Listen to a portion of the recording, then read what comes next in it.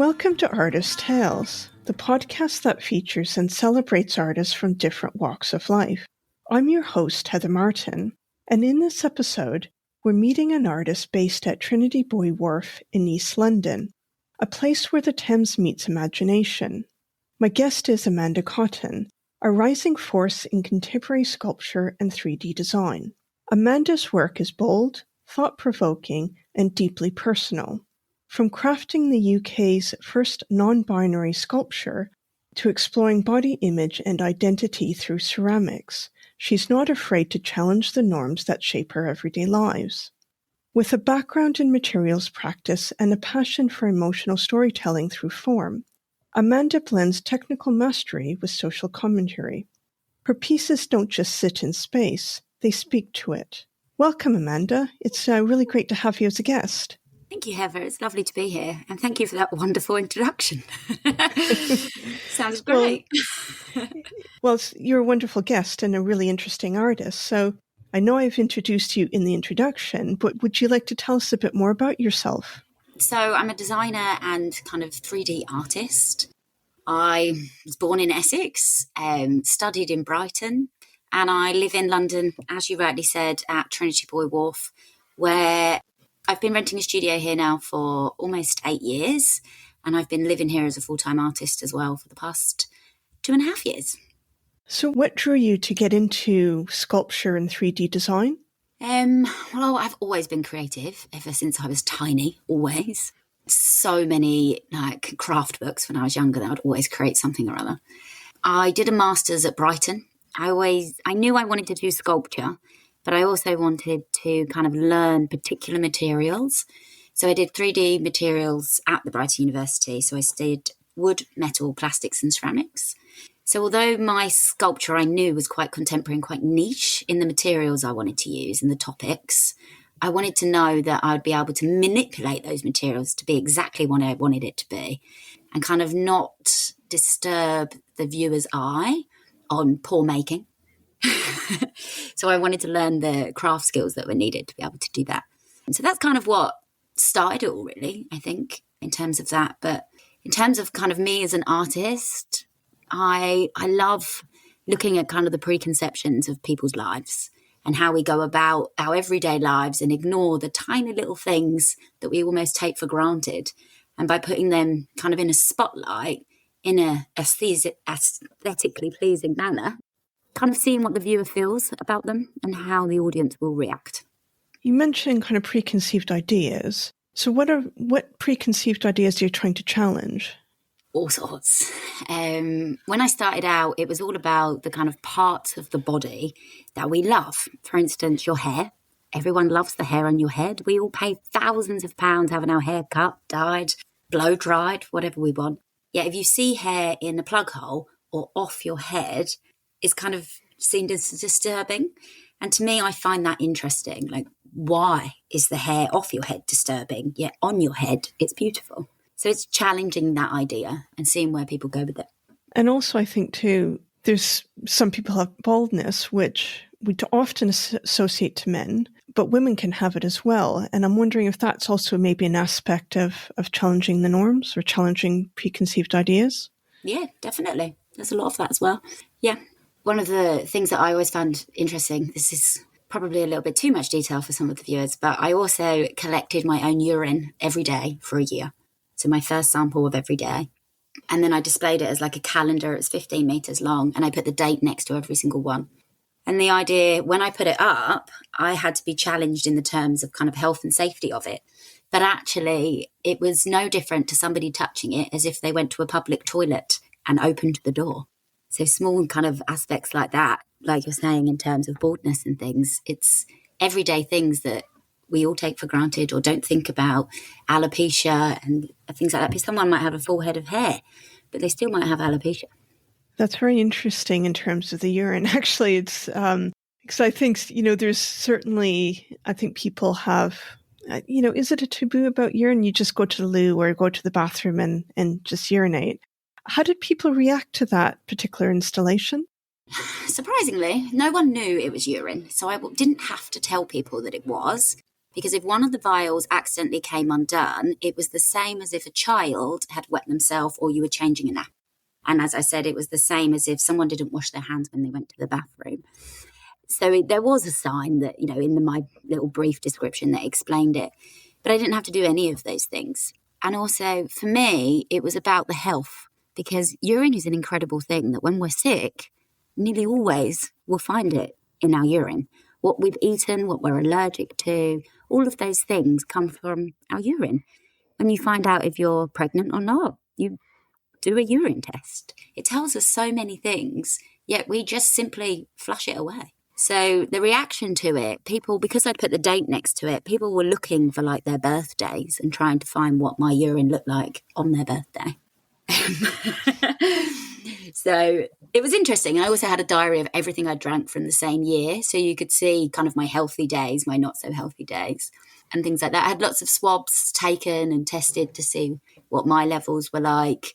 Turns out at the time I was a very healthy person, although a student. So, but it wasn't just like an art piece. It was all about the journey of it. Like every day for 365 days, I remembered to take a sample without forgetting, and kind of the idea of that around how people perceived it. Yes, they were just samples of urine, but what I went through to collect them all and what they actually represented in terms of our lives was completely different. That's quite an interesting project. Now, in the introduction, I also mentioned that you had the UK's first non-binary sculpture. Would you like to tell us a bit more about that project? So that was a commission. It was based around Anne Bonny and Mary Read, who were real-life 17th century pirates, buried in history. And we were always told when we're younger, well, I was, that, female pirates didn't exist, but that is not the case. They very much did. There was quite a few of them. But Anne Bonny and Mary Read, they'd written an audiobook based around them, and I had to build a sculpture around the audiobook that they'd written. So they dressed as men so that they could get onto pirate ships. And then as their lives went on, Anne decided to become female, whereas Mary continued to dress as a man and represent herself as a man. I never labelled it the first non-binary sculpture. It was a newspaper that did do that. But technically, if they were around nowadays, then they would have been non-binary. So yeah, I was commissioned to make it. We did it. And then they very kindly gifted me the sculpture. So I am now the owner of a 7-foot, 1-ton sculpture of 2 female pirates. So yeah, it went through a little bit of controversy because it was meant to go, the original people that commissioned me, it was meant to go to Burr Island in Devon, but the locals rejected the planning permission. So it ended up with me, and it's currently in Lewes in Sussex at a football ground, Lewes FC, which pay and play their female footballers equally. Apparently they're the only football team in the world that do so. So it's standing nice and tall, looking at the pitch as a reminder that women can be footballers and women can be pirates. I never knew there were women pirates, but part of me is also not that surprised because I think a lot of those histories or her stories are not written about or appreciated. They don't feature in Pirates of the Caribbean either. Yeah, I mean, part of me is also not surprised, but also surprised. But yeah, anyway, a couple of questions around that. Firstly is, why did the locals object? Good question. Some of them didn't like the fact that they were lesbian lovers. Others didn't want to glamorize criminals. And I think one of the quotes was that they would rather a fisherman's wife, a sculpture of a fisherman's wife, which to me was quite an interesting quote because they labelled these women as fishermen's wives rather than, by their names or, a woman in her own right. Why did it have to be a fisherman's wife? So it was quite an interesting quote, which worked in my favour because it got global recognition, which was great. I don't think they realised how big globally it was going to go. And I think sometimes having a controversy makes it more famous in some ways. But I just find it really ironic, that, well, I guess in a way it's, it's in line with what your work is about in terms of challenging people's perceptions, isn't it? Yes, definitely. Like, yes, they were pirates, but the statue itself, it's not, they don't look like pirates. They look like two females that stood there together. Anne was incredibly impulsive and fiery, and she loved kind of jewels and luxurious items, but I tried to represent her as fire. So her figure is meant to look like a kind of match flame. She's got a big cutout in her stomach that is fiery flames, and her hair is all wavy like fire kind of coming out. And then Mary, she was a lot more calculated and thoughtful, kind of very grounded, probably the most scariest one. But she was kind of quite broad shoulders, and I tried to build her a little bit more like a mounting with her shoulders in kind of comparison to Anne. And I kind of felt she reminded me a lot like Miss Trunchbull from Matilda. So she had like a bun on her head in that sense rather than flowing like Anne. And in the story, it said that she was lashed 100 times on her back because she'd bound her breasts so that they couldn't find out she was female. She got lashed 100 times and couldn't see a medic, otherwise she would have been found out. So she had to bear the pain, and she had huge scars across her back. So I did like some big cutouts that looked like a kind of rugged mountain effect on her back to represent the fact that she was kind of earth. And then Anne was fire. And the idea was that they've got these cutouts in their kind of body sections that the water would run through them like it did their veins because they loved being at the sea. So it had kind of elements of nature in there. So they didn't really look like pirates. They kind of stood very, yes, it's 7 foot. But it was only made 7 foot because it was meant to go in the water. So we measured the tide to see how tall it needed to be. That's why it was 7 foot. But they kind of they're just kind of tilted towards each other, connected by their shoulders. So it's a very subtle sculpture. But yeah, they didn't want it. Well, it's interesting because a pirate's life, I would imagine, isn't easy anyway. No. But it's even made harder if you're a woman or born a woman. You know, I don't know how they identified at that time, but probably didn't have the same language as we do now. But that kind of double whammy of, yeah, life is not easy anyway as a pirate, but particularly if you're not the stereotypical male. Yes. Yeah, but they did commandeer their own ships apparently and were official pirates on their own ships, which is great. I wish I'd known about it when I was younger and could have run about as a pirate. Same here. My other question I wanted to ask about them was, how did they end up in Lewes? So why did the Lewes Football Club take them? Because it got a lot of press. Lots of people were reaching out to me via kind of different social media places. And it was Karen from Lewes FC that got in touch. She's an incredible woman.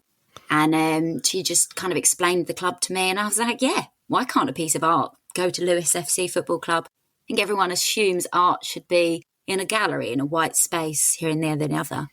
And I thought there'll be so many young girls that are going to these football matches and young boys that will see that sculpture, and hopefully it will help them kind of realise that they can be whoever they want to be and, you know, live in that kind of spirit. So I was more than happy for it to go there. It's been there, I think, 3 years now.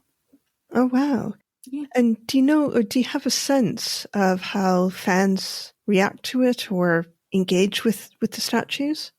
They love it, from what I see. It's really great, like when I go down and watch a game, it's on a plinth as well, so a small plinth, because we had to alter it slightly so that it could move around after it couldn't go in the water. So it sits on its own plinth. But they kind of sit there eating their chips, watching the game. No, it's just kind of like a part of everything. So the idea being that Anne and Mary in the story never really had a real home. And then obviously Burr Island rejected the sculpture and that didn't have a home. So now it's quite nice that they're at Lewes FC and everyone is connected with it, sits on the sculpture, stands with it as their photo taken with it. It really feels like they've now found a place. And how do you feel about that? I mean, you kind of sound quite chuffed, actually, that, you know, the two women have found a home. Yeah, there was a lot of ups and downs with the sculpture. Planning permission was a huge challenge. It's 7 foot and it weighs just over a ton. So it was a big challenge. And when I was told that they were going to gift it to me, I was just like, yeah, sure. Hadn't really thought about all the challenges that were going to come with it. But I kind of knew I wanted it to go somewhere that people were going to really look up to it and feel proud of it, to be part of their community. And I feel that with Lewes FC. So they're happy there. And they stand and watch the game. It's nice. Probably enjoying the game as well. Yeah, definitely. So I like it. I feel like the sculpture is loved where it is. So, yeah. I'm also interested in some of your other projects. So I also understand you have a long-term portfolio about the human cycle, as well as the We 100 project. So would you like to tell me about those two projects that you have? So the We 100 project started during lockdown. I decided to sculpt myself out of clay because I had nothing else to do. So I measured every 10 centimetres of my body and I sculpted myself out of clay. I thought it would take about 2-3 weeks. It took me nearly 4 months. Because we were in lockdown, I couldn't really have people coming to help me. So I was having to make it in like stages. And I'm not very big. I'm only 5 foot, but still, it was a struggle to pick it up. It was a lot of clay. The clay sculpture weighed just over 100 kilos. So it was a lot. But I didn't want to do it by looking in mirrors. I wanted to do it by measuring my body. And I didn't realise how much I kind of disliked my own body. I kind of had an image of what it looked like and I was sculpting it, but then measuring it was very different. And people, eventually when we started coming out of lockdown, some friends would come and help me move it. And because it was technically naked me, I'd like put a blanket on it so they couldn't see it and kind of hide it away. So there was quite a lot of challenges in terms of actually doing that. And I wasn't making it to be an art project. I was just doing it for fun, really. I'd never actually sculpted something that was 5 foot and I wanted it to stand. So I had to build an internal armature as well. And after I'd done it, I put some pictures online, which for me was also a challenge because I found I'm not really somebody that takes pictures of myself and kind of puts them out there. So putting a sculpture like that out there was kind of like people's feedback would either be they were criticising or being positive about my body, or were they criticising and being positive about my sculptural skills? So some people would be like, oh, you know, your arms aren't quite that small or this, or, you know, your tummy's tinier than that. And I was like, well, that's nice, but now you're just putting my sculpting skills down. So it was quite hard to navigate how I felt about it. And then I needed to move studio. So I was squatting in this one because it was COVID, because I couldn't afford my own one. And so I decided very, very quickly to make a mould of my 5 foot self. And then I had a mould of it. And then I felt bad on the environment that I'd made a silicone fiberglass mould. So I thought, if I cast it 100 times and made 100 sculptures, then I would have put it to good use. So that was the start of the We 100. Originally, it was kind of me, but I realised that it wasn't just about me. It was about others and the viewers and how they felt about my sculpture. Like my parents, how they felt about looking at it, being naked me, kind of how I felt about people looking at naked me. So that's why we switched it from, well, I say we, how I switched it from being about me to the We, W-E, 100 kind of project. So each one is labelled kind of like We Recycle or We Feed or We Grow. So far there's 9 of them. And you touched on kind of your, you know, your body image, how you view your body image and your self-esteem. I mean, I think that can be quite difficult because I think perhaps some artists or many artists, when they're addressing self-esteem or body image or both, it's about somebody else. It's about getting people to think about it. But it sounded like it was also equally challenging for you as the artist, and it's you. Yeah. It's your body. Yeah. And yeah, so how did that feel? Because it sounded like a bit of a struggle. It was. I'd gone through quite a bit of health issues a few years before that. And I think I hadn't really kind of realised what I'd actually been through until I started building the sculpture and how I saw myself and how I felt about my body until I was sculpting it. So it was very emotional, like actually doing it and building it, as well as exhausting because it kept breaking. But it was also at one point I had the whole thing standing and my head fell off and fell on the floor. And I was like, I'll just leave that there. Right now, that's exactly how I feel. So that can just stay there. So it was an enjoyable experience. But yeah, and I mean, I still look at them now and I can't quite actually look at them. I don't usually tell people that they are officially me unless they guess. But each one has its own personality and its own kind of vibe, depending on the materials and things that I've used. So I don't really see them as me anymore. I mean, that's a version of me. I'm not the same shape or size or anything anymore. So it's almost like a pinpoint of my life, but I don't see it as me anymore. And I guess in a way that's perhaps part of the dialogue, both in terms of your own health issues at the time, but also we do change, our body changes over time. And we often think, oh, well, as, we talk about I change or we change over time, often it's about you grow or it's your personality. Yeah. But we don't always think, perhaps it's a shyness or taboo topic about how our bodies change over time. Definitely. Yeah. I'm doing one that's technically 3 years in the making now, and it's called We Grow. So I took the mould and I built, well, actually I sewed, I should say, a hessian sack and filled it with soil, and it stands upright. And I planted 2 pieces of ivy that I cut out of my parents' garden. And 3 years later, the ivy is just about on the head and covering the face. So it's really been quite lovely to watch it grow all over this sculpture. And kind of, the sculpture looked a bit sad for itself, but suddenly it's filled with life and all excitable and covered in bright green ivy. And it's quite nice to see it because kind of at the beginning of the project, that's how I felt, a bit dull, a bit, oh. And now I'm looking at this thinking, oh, I love this project. This is great. So the We Grow one is probably definitely in line with my thought process as well. And how about your long-term portfolio about the human cycle? So is that just a long-term project or? Yeah, it is. I think that goes back to me collecting parts of my body and kind of going through that. So obviously I did a hair project. So I had really, really long hair. And when I was doing my hair project, I cut it all off and I made a sculptural piece. So I made cups, bowls, plates, all out of ceramics.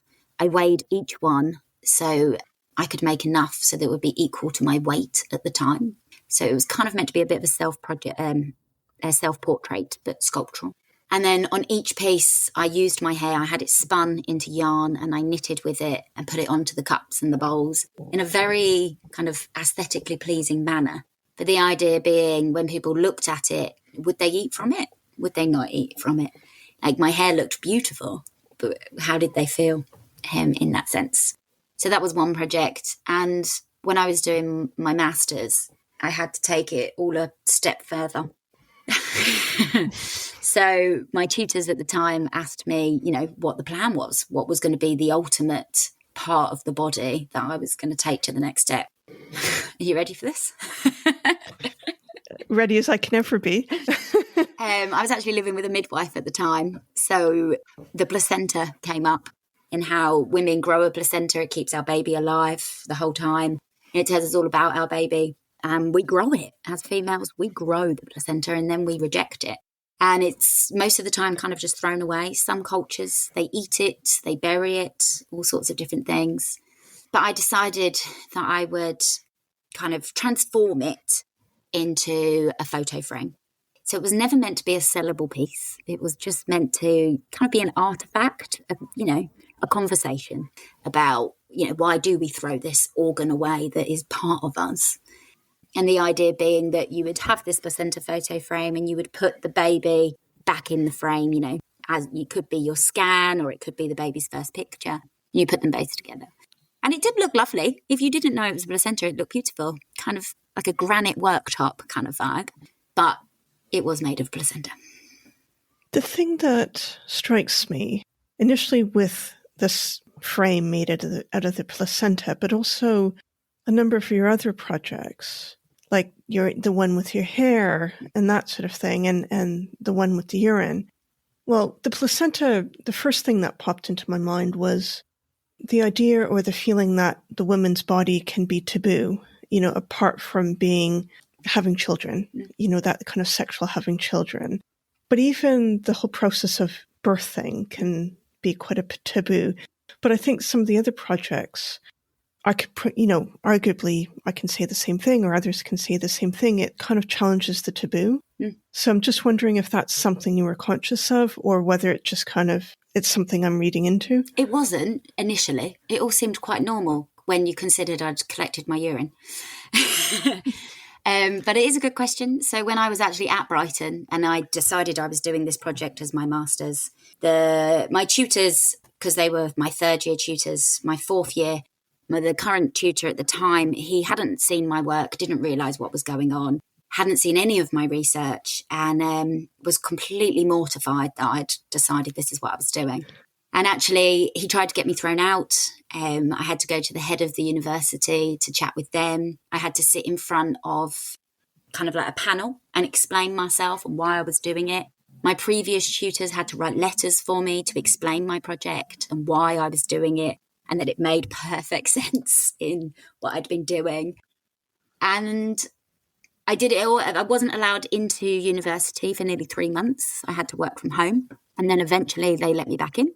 There was a huge, huge debate as to whether I could use a female human placenta or whether it had to be an animal. They said I had to use an animal's placenta, but no butcher would give me one. But she wasn't a tutor, she was a technician. She was actually pregnant at the time. And I'd written a consent form and she'd signed it. And she gave me full consent to use hers, but the university still wouldn't let me do it. So I had to use pig's livers at the time when I was at university. So we got around it. But it was interesting because I had to do a whole ethics part to the project, and I had to sit in front of a panel and explain myself and go through all of that I hadn't just come up with this. It had been 3 years in the making until this point, and I had all the research and everything behind it. And eventually I was allowed back in and I did it. And then on the day of my graduation, the gentleman came up to me and shook my hand and he said, I was wrong. Your research was incredible and I'd like to buy your research book as a reminder not to be so narrow-minded. So it was great. And it all worked out. That does sound positive, but I suspect, or I don't find it any easier that he put you through that. No, but he prepared me for the real world, because this piece also did get a little bit of publicity around it because it, at the time it was quite taboo. And he prepared me for what was to come, because anybody that questions my work or says, this, that, or the other, I have a backup. I can say, for me, it's all about the journey. It's all about the processes, my research. I can spend years doing research on one piece. The final outcome doesn't usually mean that much to me. It's all about the beginning bit, the research and building and the journey. So he taught me kind of how to handle that and be ready for it. And I probably wouldn't be where I am now, just like with the Pirates statue being rejected from Devon. He, as much as I was upset with him at the time, there was a lot of tears. I wouldn't have been ready for that. I would have been mortified at the rejection, whereas I knew why I'd built that sculpture. I knew what it looked like. I knew every reason why it was that shape, colour, pattern, everything. I had an answer for everything. So at the same time, I thank him a lot for it. It does make me wonder, was he around in the 90s with Tracy Emin and Damien Hirst? I mean, honestly, they were doing quote-unquote shocking stuff in the 90s. I mean, it even made it to Canada, where I'm from. I think he probably just saw me. I was a student and just thought, why is this girl doing this? And it just proved that my third year show, he hadn't gone to look at my work. He knew I was going to be a student and he hadn't gone to look at what I'd done. If he'd seen my wee ribbon, he probably, and all my samples, he might have actually understood it a bit more. But I mean, it was interesting. Like I said, I learned loads about the amount of urine, health and safety of touching it, not touching it. So when I used the urine in university, I had to put a sign up to say I was doing it so people knew, and things like that. There was so many interesting things that I learned. So I'm kind of glad, really. I learned how to write consent forms, all sorts of things, contracts. So it was definitely a help in the end. Dramatic, but worth it in the end. It's good that you're talking about the positive, but also recognizing it wasn't easy at the time. Now, my final question is, what's next? Because it sounds like you've achieved an awful lot already, and you're still relatively young. And I'm just thinking, what's next? Where do you see yourself or your career going? Well, a few years ago, I was very lucky and I sold a sculpture. So I opened up a studio. It's called Artcraft Studios. So I decided to put my skills to kind of use as well to help others. So I opened a community space that welcomes creativity to anybody, no matter your kind of creative experience. The idea being we do workshops, memberships, predominantly in pottery, but other arts and crafts too, like crochet and sewing and stuff. The idea kind of like people, creativity, there is no right or wrong. Kind of, to me, that's the beauty of it. And so by people coming to my space, a little bit like what happened to me at university, people can come, learn, find their way of what they want to do and how they want to do it without being questioned if it's right or wrong. I mean, some skill, yes, there's a level, some creative skills, can't even speak. Some arts and crafts, there are a level of skill. But also, you might not have that skill right, and it could be a happy mistake. And it could be the best thing that's ever been done. Like some crochet looks great with a few holes in it. Embrace those imperfections and stuff like that. I think, so for me, that's been my kind of role over the last couple of years, has been building that and sharing all my knowledge in all the different materials that I have under my belt. But also building the We100 project. I mean, I've decided to do 100 and I'm only 9 in, and I started in 2020. So I've got a lot more to go. The 2 big ones that I did one was made of birdseed, and then I put it in a cemetery park and we watched the wildlife eat it for 3 weeks. And that took me nearly 9 months to make that one. So I feel like I need to get quicker at making them. I'm planning on doing a candle wax one so we can watch it melt and kind of see how I feel about seeing myself burn and melt away. And we're doing a matchstick one as well to watch that burn, see how that feels. I'd love to do an ice cube so I can see it melt and how the viewers and I feel about that. So, yeah, I need to do some also, these are all quite morbid ones. I need to think of some more positive ones, like the We Grow. I feel like maybe a musical instrument one might be quite nice. Kind of touch on the senses of the body. I've done one to do with touch and I've done one to do with taste. So I did one that was made out of cake. I got loads of local people to come and make cakes for me, and then we built it into the sculpture. So it was 5-foot cake covered in icing.